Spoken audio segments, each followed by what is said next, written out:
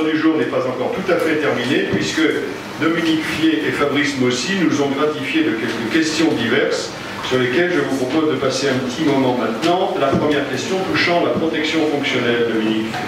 Là aussi, on a déjà parlé la dernière fois, mais je vais quand même repartir sur ma question. Avant et lors du dernier conseil municipal du 27 mars 2017, nous avions demandé de rajouter une délibération afin d'accorder la protection fonctionnelle à 2 agents si vous l'avez demandé. Vous aviez refusé et répondu en séance que la jurisprudence n'obligeait plus une délibération du conseil municipal. Ce n'est pourtant pas l'avis de monsieur le préfet de Savoie et de son bureau de contrôle de légalité qui, dans son courrier du 4 avril, rappelle que le conseil municipal est le seul compétent. Et il vous demande, monsieur le maire, d'inviter l'Assemblée à se prononcer. Vous aviez également affirmé que les faits reprochés étaient constitutifs à une faute personnelle détachable du service.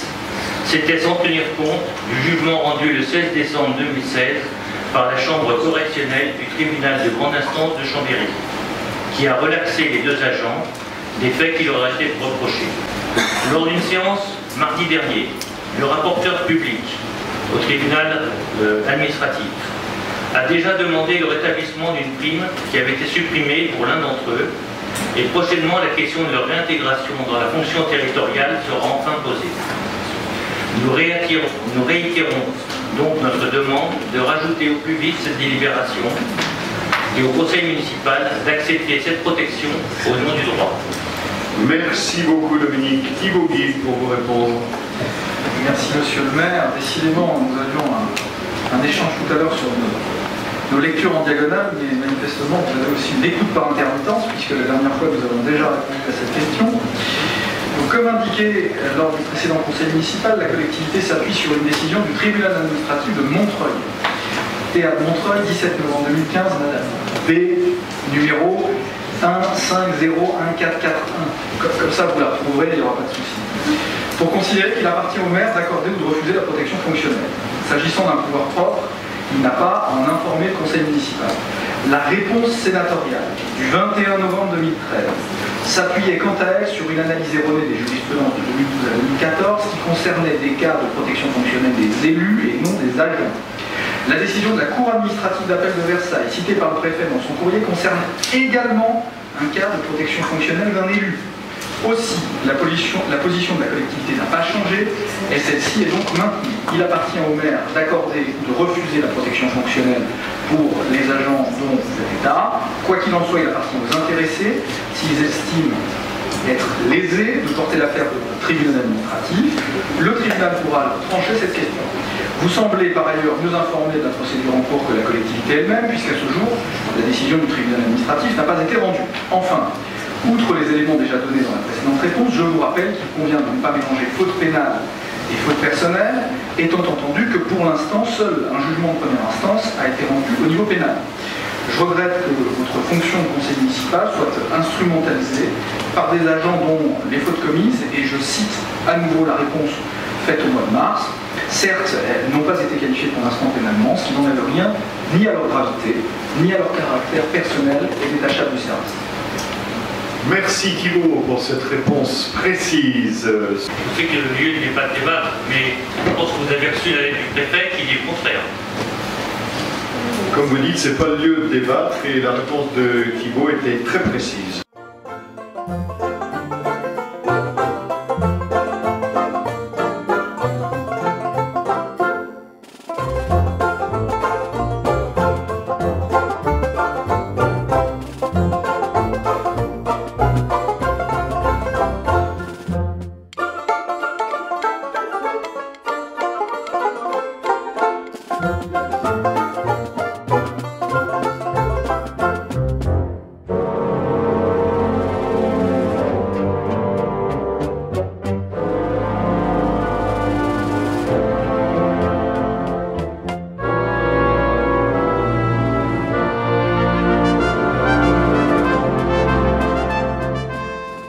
Dominique, vous avez une deuxième question, semble-t-il, sur les anciens termes. Un sujet aussi en débat, c'est sur les anciens termes. Le conseil municipal a validé en juin 2016 la vente du site des anciens termes au groupement Bouygues SAS dont le projet comprenait un aménagement immobilier très contesté. Le succès sans précédent de la pétition qui s'y opposait l'avait démontré. Une promesse de vente a été signée avec notamment une date d'échéance de fin 2016 pour le dépôt du premier permis de construire. Durant cette période, le projet a pris l'eau. Le cabinet d'architectes qui travaillait depuis plusieurs années a jeté l'éponge. Aucun accord n'a été trouvé avec l'école Perfit, qui pourtant avait été annoncée comme première phase des travaux. Vous avez signé une prorogation de 6 mois avec le groupement immobilier pour donner au promoteur un délai supplémentaire afin de trouver un nouveau cabinet et un nouveau projet. Vos services, à ma demande, viennent de me signaler qu'une nouvelle prorogation avait déplacé l'échéance à fin 2017. Depuis 2016, on nous parlait d'urgence à accepter un projet ficelé par Bouygues SAS. La promesse de vente, validée au conseil municipal, intégrait des choix qui sont aujourd'hui remis en cause. Le prix de vente ridicule de 1,2 million avait même été déterminé à partir du premier scénario. Tout se déroule maintenant dans le secret du promoteur aménageur. Ne serait-il pas plus sage de reconnaître votre erreur, de repartir vraiment à zéro, d'annuler cette promesse de vente plutôt que de la prolonger, de lancer enfin une véritable concertation citoyenne sur l'aménagement du centre-ville, plutôt que de laisser la liberté aux promoteurs dont les intérêts sont tout autres. Quand allez-vous enfin réunir le comité de suivi qui est en sommeil depuis 6 mois? Un projet d'une telle ampleur pour notre commune ne doit plus se décider dans le secret. Il exige la pleine participation des citoyens. Merci Dominique. Marina Ferrari pour vous répondre. Bien, Monsieur Fier, je vais vous remercier d'avoir posé cette question qui me permettra sans doute de tordre le cou à la rumeur que vous propagez avec vos amis visant à dire que le projet est abandonné. Alors, contrairement à ce que vous avancez par ailleurs, ce dossier a bien fait l'objet d'un long débat public pendant tout le premier semestre 2016, débat public que vous avez alimenté avec la pétition dont vous parlez, que nous n'avons d'ailleurs jamais vue, vous avez refusé de nous la montrer, visant à valider ou non la vente du tellement au groupement intéressé. Plusieurs réunions publiques ont eu lieu, j'y étiez d'ailleurs. Des réunions thématiques avec les commerçants, les meublés, le monde de la culture et du patrimoine, ainsi qu'une réunion avec les associations et l'association des palaces voisins. Des réunions ouvertes au public également ont eu lieu pour présentation de l'ensemble du projet, et un point complet a été fait à chacune de nos réunions de quartier à l'automne 2016. À ces réunions publiques qui ont regroupé plusieurs centaines de personnes, il convient d'ajouter des nombreuses présentations, discussions qui ont été engagées par le groupement SAS. Oui, je m'arrêterai 2 secondes là-dessus, Monsieur le maire, puisque j'entends toujours, je vois encore là, la liberté aux promoteurs dont les intérêts sont tout autres. Je vous rappellerai simplement que la SAS, ça veut dire Société d'aménagement de la Savoie, qui est une société d'économie mixte, d'accord, dont le département et les collectivités sont largement actionnaires. Le département est actionnaire à hauteur de 14%, les collectivités locales savoyardes à hauteur de 11,5%, la Caisse des dépôts à hauteur de 28%. Voilà. Donc j'en ai plus qu'assez d'entendre cet amalgame entre une société d'économie mixte et certes une entreprise privée, et en disant voilà, c'est les grands méchants capitalistes. Vous oubliez quand même 50% de la partie de la composition du groupement qui est plutôt publique. Ceci étant rappelé, le groupement travaille avec la DRAC. Et je souhaite d'ailleurs noter qu'elle accompagne et valide l'ensemble des propositions qui sont faites par le groupement. S'agissant des élus municipaux, tous ont été associés, soit dans le cadre restreint des nombreux comités de suivi qui se sont tenus sur ce dossier depuis 2012, soit dans le cadre du conseil municipal, où le projet a fait l'objet de délibération, de présentation, et il a été à chaque fois longuement débattu, comme nous le refaisons d'ailleurs ce soir. Le projet, si vous le permettez, je vais terminer mon intervention. Le projet est donc lancé, et nous en sommes aujourd'hui à la résolution des éléments préalables visés par la promesse de vente.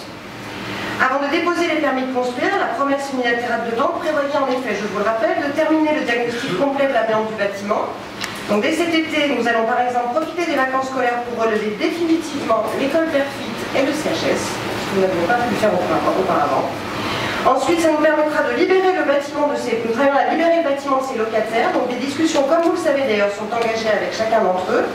Avec Valvital tout d'abord, puisque la ville a accordé ce mois de mai le permis de construire d'une unité complète de bureaux neufs sur Chevalet. Une convention va être proposée à notre prochain conseil, au terme de laquelle l'entreprise s'engagera à quitter les termes dès la livraison de ce bâtiment qui est attendu pour juin 2019. Pour l'école Perfit, comme il s'y était engagé, le fameux groupement SAS, Société d'aménagement de la Savoie, WIG, travaille à trouver une place à l'école dans la partie sud du bâtiment. Une nouvelle étude a été livrée à l'école qui correspond à son budget et une réponse définitive est attendue avant fin juillet pour un objectif de rentrée en septembre 2019. Concernant le CHS, enfin, la question de l'hôpital est traitée dans le cadre du diagnostic immobilier en cours de l'hôpital d'Aix. Le maire et Corinne l'ont abordé tout à l'heure et sera abordé à l'automne afin d'aboutir à un calendrier ferme de redéploiement de ces activités. Donc en conclusion, comme vous le voyez, le projet n'est pas du tout à l'arrêt et ne prend pas l'eau comme vous le prétendez, mais chemine conformément à ce que la promesse unilatérale de vente prévoyait. Dès ces débats préalables levés, un concours d'architecture sera lancé, et nous en sommes nombreux à être heureux autour de cette table, par le groupement, visant à établir les permis de construire nécessaires. Une nouvelle phase de concertation s'ouvrira donc avec la ville et ses habitants.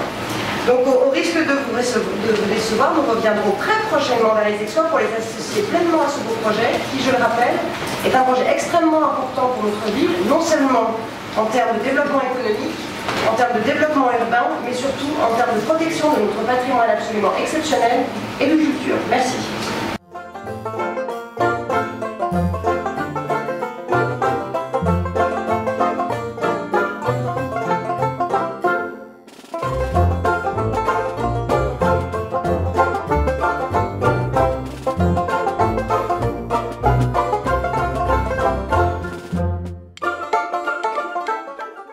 Merci à vous, l'ordre du jour et les participants sont excusés. 30 secondes 30 secondes d'image. Vous avez déjà beaucoup.